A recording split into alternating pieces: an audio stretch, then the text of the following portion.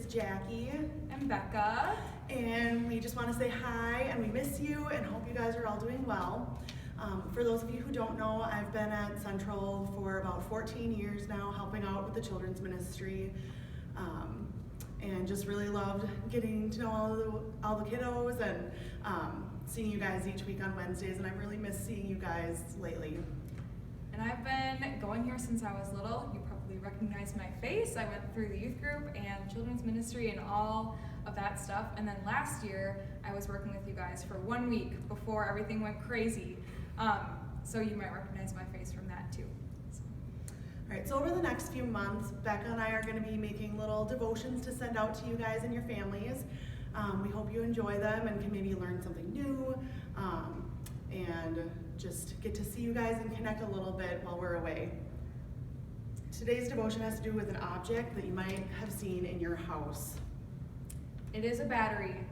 They come in many sizes. You might have a AAA battery or a AA battery, or I don't even know what this one is. Super heavy duty something, I don't know.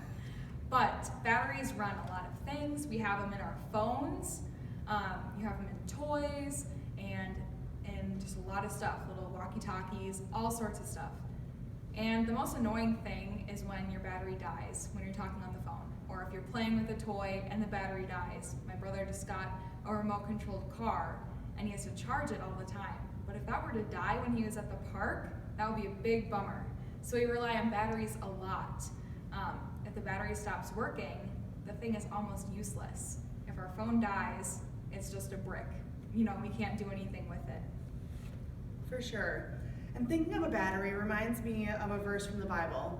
In 1 Corinthians 13, Paul says, "If I speak in the tongues of men or of angels, but do not have love, I am only a resounding gong or a clanging cymbal.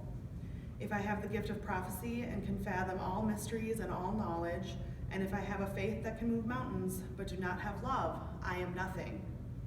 If I give all I possess to the poor and give over my body to hardship that I may boast, but do not have love, I gain nothing."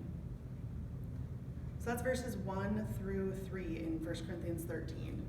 So what is Paul trying to say here? What does he mean by we are nothing or we gain nothing if we don't have love, even if we do all of these great things?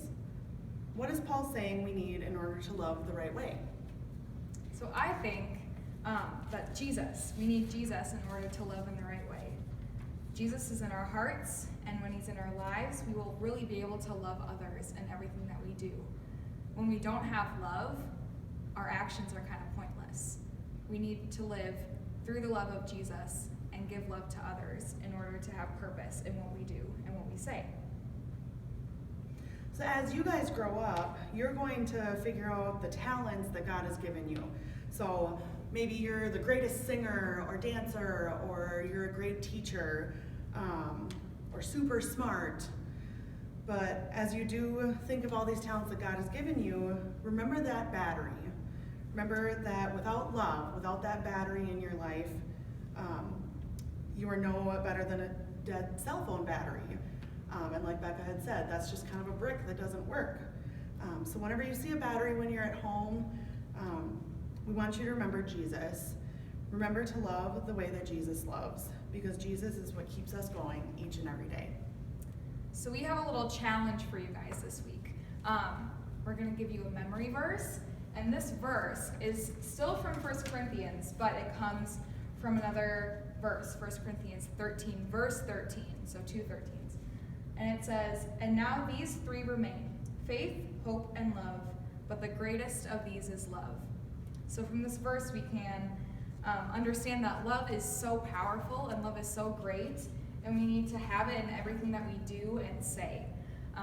So if you guys want to memorize this verse, you can record videos of yourself and ask your parents for some help, and then they can send it into the central email, and then we can see them and see your faces, and you can even introduce yourself in that video too. Let us know a little bit about yourself and what you're excited for this fall. Thank you guys for tuning in. And Yeah, we're excited to see the videos that you might send in. Excited to hear how things are going with you. And we hope you like our little lesson on batteries and Jesus' love. Thanks, guys. bye.